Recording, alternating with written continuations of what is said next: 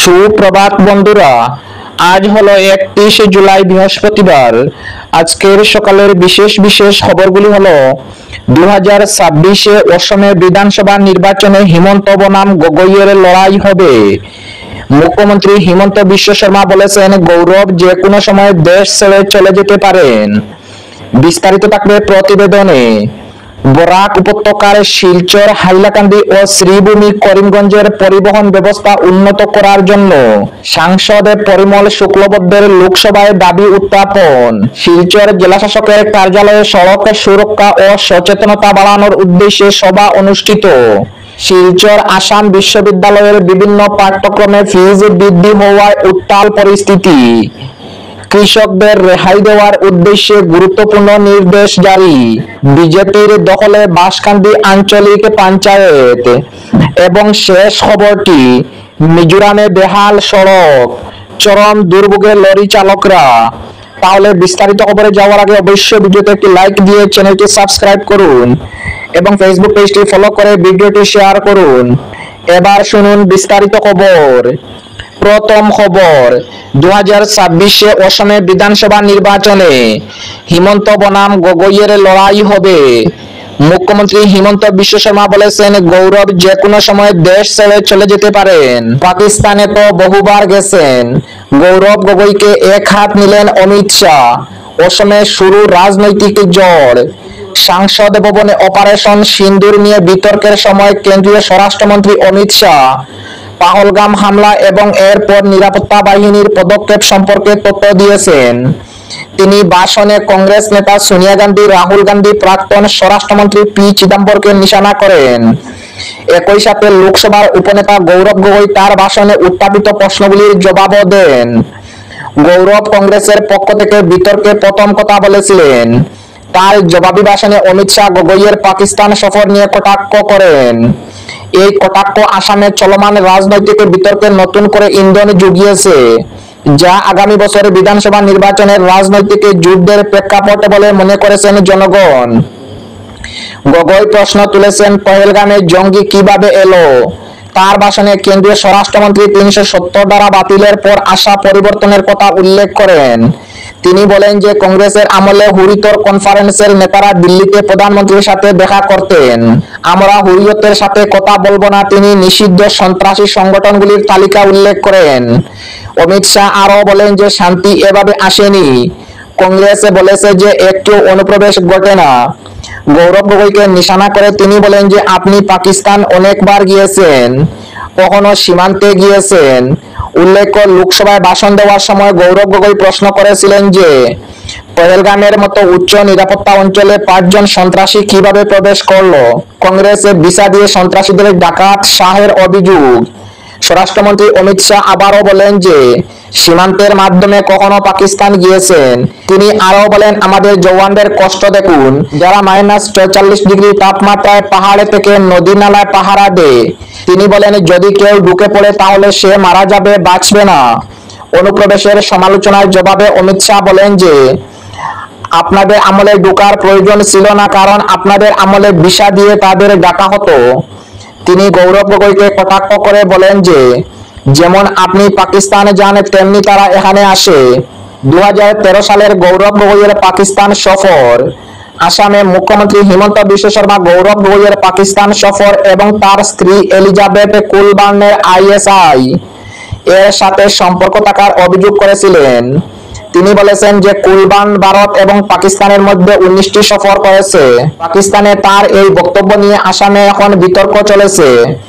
যদিও গৌরব গগৈ এই বিষয়ে স্পষ্টীকরণ দিয়েছেন। গৌরব গগৈ জানিয়েছেন যে তার স্ত্রী এলিজাবেথ 14-15 বছর আগে জলবায়ু পরিবর্তন সম্পর্কিত একটি প্রকল্পের জন্য 1 বছর পাকিস্তানে কাটিয়েছিলেন। 2013 সালে তিনি ফিরে এসেছিলেন। এই সময়ে 2013 সালে তিনি পাকিস্তানের একটি সরকারি সফর করেছিলেন। অমিত শাহের বক্তব্যের পর হিমন্তের আক্রমণ। মঙ্গলবার সংসদে স্বরাষ্ট্রমন্ত্রীর মন্তব্যের পর আসামের মুখ্যমন্ত্রী হিমন্ত বিশ্ব শর্মা আবারও গৌরব গগৈকে আক্রমণ করেন।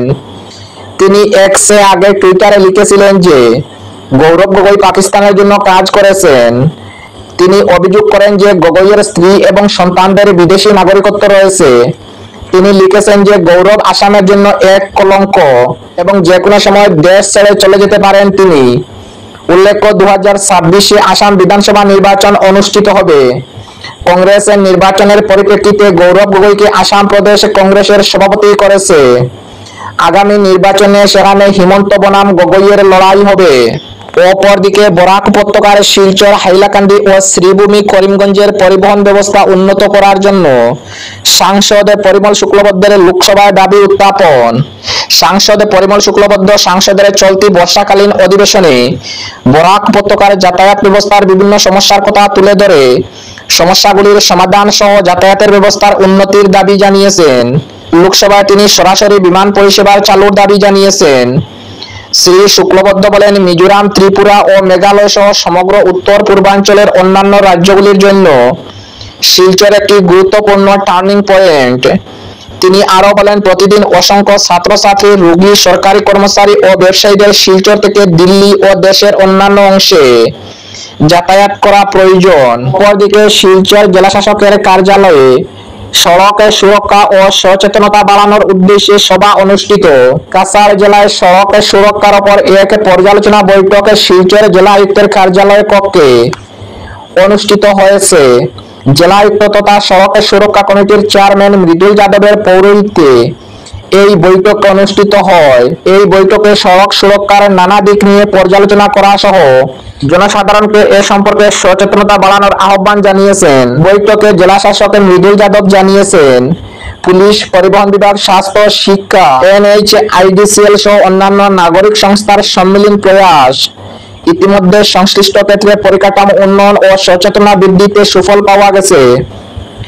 অপরদিকে শিলচর আসাম বিশ্ববিদ্যালয়ের বিভিন্ন পাঠ্যক্রমে ফিজ বৃদ্ধি হওয়ায় উত্তাল পরিস্থিতি। শিলচর আসাম বিশ্ববিদ্যালয়ের স্নাতক, স্নাতকোত্তর ও ইন্টিগ্রেটেড পাঠ্যক্রমের মাসুল বৃদ্ধির প্রতিবাদে শিলচর বিশ্ববিদ্যালয়ের ছাত্রছাত্রীরা প্রতিবাদ কর্মসূচি পালন করেন। গতকাল সকাল থেকে বিশ্ববিদ্যালয়ের মূল প্রবেশদ্বারে ছাত্র সংগঠনের অখিল ভারতীয় বিদ্যাপীঠ পরিষদের বিশ্ববিদ্যালয়ের শাখা সহ বিভিন্ন বিভাগের ছাত্রছাত্রীরা কর্তৃপক্ষের বিরুদ্ধে এই প্রতিবাদ কর্মসূচি পালন করেন। আন্দোলনরত ছাত্রছাত্রীরা জানিয়েছেন যে বিভিন্ন পাঠ্যক্রমে কর্তৃপক্ষ এবছর 50% মাসুল বৃদ্ধি করেছে, ফলে ছাত্রছাত্রীরা অসুবিধার সম্মুখীন হয়েছে। প্রতিবাদ চলাকালীন বিশ্ববিদ্যালয়ের পঞ্জীয়ক ডক্টর প্রদোষ কিরণ নাথ সেখানে উপস্থিত হয়ে ছাত্রছাত্রীদের সঙ্গে আলোচনা করেন এবং বিষয়টি খতিয়ে দেখতে 5 সদস্য বিশিষ্ট একটি কমিটি গঠন করে আগামী 7 দিনের মধ্যে রিপোর্ট জমা দেওয়ার জন্য কমিটিকে নির্দেশ দেন। এই রিপোর্টে জমা না দেওয়া পর্যন্ত বিশ্ববিদ্যালয় ইন্টারমিডিয়েট সেমিস্টারের ভর্তি পরীক্ষা স্থগিত থাকবে বলে তিনি আশ্বাস দেন। তার এই আশ্বাস প্রদানের পর ছাত্রছাত্রীরা দুপুর 1টা নাগাদ তাদের প্রতিবাদ কর্মসূচি প্রত্যাহার করে নেন। অপরদিকে কৃষকদের বড় খবর, কৃষকদের রেহাই দেওয়ার উদ্দেশ্যে গুরুত্বপূর্ণ নির্দেশ জারি। রাজ্যের চলতি বছরের খরা পরিস্থিতি থেকে কৃষকদের রেহাই দেওয়ার উদ্দেশ্যে মুখ্য সচিব ডক্টর রবি কোটা সংশ্লিষ্ট বিভিন্ন বিভাগকে গুরুত্বপূর্ণ নির্দেশ জারি করেছেন। রাজ্যে চলতি বছরের খরা পরিস্থিতি থেকে কৃষকদের রেহাই দেওয়ার উদ্দেশ্যে মুখ্য সচিব ডক্টর রবি কোটা বেশ কয়েকটি বিভাগকে গুরুত্বপূর্ণ নির্দেশনা জারি করেছেন। মুখ্য সচিব সব জেলা আয়ুক্তকে তাৎক্ষণিকভাবে জলসেচ প্রকল্পগুলির কার্যক্ষমতা পর্যালোচনা করতে নির্দেশ দিয়েছেন। বিশেষ করে ক্ষতিগ্রস্ত অঞ্চলগুলিতে এ ধরনের প্রকল্পগুলি তাৎক্ষণিকভাবে কার্যক্রম করতে বলা হয়েছে। এছাড়া ডক্টর রবি কোটা সংশ্লিষ্ট বিভাগগুলিকে পাম্প সেট, ক্ষুদ্র জলসেচ, নালা নর্দমার ব্যবস্থা ও অন্যান্য জল উৎসগুলি সক্রিয় করার জন্য সহযোগিতা করতে নির্দেশ দিয়েছেন। জেলা কৃষক আধিকারিকের বৃষ্টির পরিমাণ যথেষ্ট হ্রাস পাওয়ায় অঞ্চলগুলিকে অগ্রাধিকার দিয়ে বীজ বিতরণের পরিকল্পনা করতে হবে বলে নির্দেশ দিয়েছেন। অন্যদিকে প্রধানমন্ত্রী ফসল বীমা যোজনার অধীনে পঞ্জীয়ন এই প্রকল্পগুলির বিষয়ে সচেতনতা বৃদ্ধি করতে জেলা আয়ুক্তদের বলা হয়েছে। এবং আজকের শেষ খবরটি, মিজোরামের বেহাল সড়ক পরিস্থিতি, চরম দুর্ভোগে লরি চালকরা। মিজোরামের সড়কগুলি বিশেষ করে সাইরং রোডের বেহাল দশা লরি মালিক ও চালকদের চরম বিপাকে ফেলেছে। দীর্ঘদিন ধরে সড়ক সংস্কার না হওয়ায় পরিবহন ব্যবস্থা অচলাবস্থা দেখা দিয়েছে, যার ফলে পণ্য পরিবহনে ব্যাপক সমস্যার সৃষ্টি হয়েছে। এই অচলাবস্থা নিরসনে বুধবার মিজোরামের বাইরেঙ্কিতে অসম ও মিজোরামের কয়েকটি চালক ও মালিক সংগঠন এবং নর্থ ইস্ট পেট্রোলিয়াম মজদুর ইউনিয়ন একটি গুরুত্বপূর্ণ সভার আয়োজন করেন। বাইরেঙ্কি পিডব্লিউডি আইবিতে অনুষ্ঠিত এই সভায় সড়কগুলির দুরবস্থা নিয়ে বিস্তারিত আলোচনা হয়। গাড়ি চালক, মালিক এবং পেট্রোলিয়াম মজদুর ইউনিয়ন সদস্যরা সড়কের বেহাল দশার কারণ, তাদের দৈনন্দিন কার্যক্রমে কি ধরনের সমস্যার সম্মুখীন হচ্ছেন তা তুলে ধরেন এই সভায়। সর্বসম্মতিক্রমে একটি গুরুত্বপূর্ণ সিদ্ধান্ত গ্রহণ করা হয়েছে। আগামী এক সপ্তাহের মধ্যে যদি সাইরং রোড সহ মিজোরামের অন্যান্য সড়কের অবস্থার উন্নতি না ঘটে, তাহলে পণ্যবাহী সমস্ত ধরনের গাড়ি চলাচল বন্ধ রাখা হবে। এই সিদ্ধান্তের ফলে মিজোরামে পণ্য সরবরাহ ব্যবস্থার বড় ধরনের প্রভাব পড়তে পারে এবং জনজীবনে এর প্রভাব ব্যাপক পড়ার আশঙ্কা রয়েছে।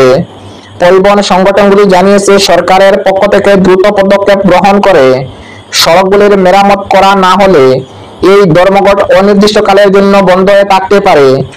এর ফলে মিজোরামের অর্থনীতিতে বড় ধরনের নেতিবাচক প্রভাব